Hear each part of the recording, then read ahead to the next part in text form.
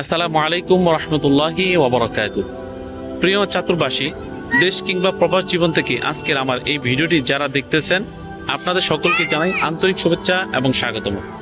প্রিয় চাতুর্বাসী, দীর্ঘ একটি মাস সিয়াম সাধনার পর আমাদের মাঝে ঈদ উল ফিতর চলে এসেছে।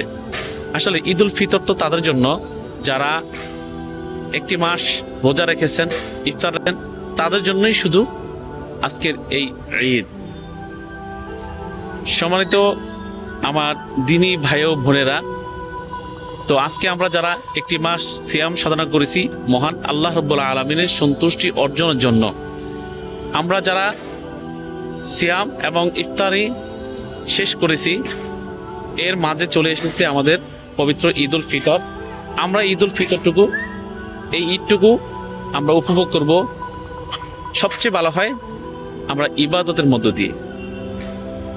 আমরা সবসময় লক্ষ্য রাখবো যে আসলে আমরা যে কাজটুকু করতেছি এই কাজটুকু মহান আল্লাহ রাব্বুল আলামিনের সন্তুষ্ট কতটুকু অর্জন করতে পেরেছি আমাদের এই খেয়াল করে যদি আমরা চলি, তাহলে আমাদের মাঝে আরেকটু দিন পালনের ক্ষেত্রে সহজ হয়ে যাবে। আমার প্রিয় ফেসবুক ফ্রেন্ড এবং আমার প্রিয় দিনী ভাই বোনেরা, আপনারা সকলে আমার এই ভিডিওটি যারা দেখতেছেন সকলকেই ঈদ উল ফিতরের ঈদের শুভেচ্ছা এবং সকলের মাঝে ঈদের যে আনন্দ, এক অনাবিল সুখ শান্তি প্রত্যেকের মাঝে বয়ানুক, এই আশা প্রত্যয় করি।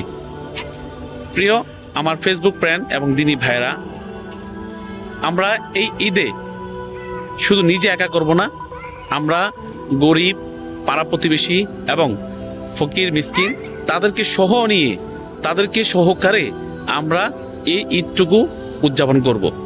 আসলে এই দুনিয়ার মধ্যে মনে রাখবেন, আল্লাহ তাআলা আপনাকে ধন সম্পদ দিয়েছেন জাস্ট ক্ষণিকের সময়ের জন্য, কিন্তু আমরা এই ধন সম্পদটুকু সবসময় কি আমাদের থাকবে? এইটুকু মাথায় রাখতে হবে।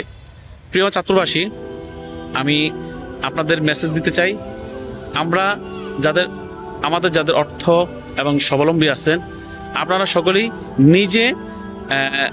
নিজের যে আত্মীয় স্বজন গরিব রয়েছেন তাদেরকে তো দিবেন, এবং আপনাদের দু চার পাশে যারা গরিব মিসকিন রয়েছেন তাদেরকেও আপনাদের অর্থ উপার্জন থেকে তাদেরকে আপনারা দুই চারটি টাকা আপনারা তাদেরকে দেওয়ার জন্য চেষ্টা করবেন।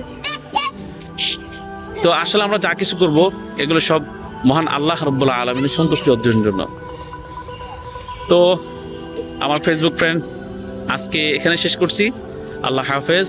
আসসালামু আলাইকুম ওয়া রাহমাতুল্লাহি ওয়া বারাকাতুহু।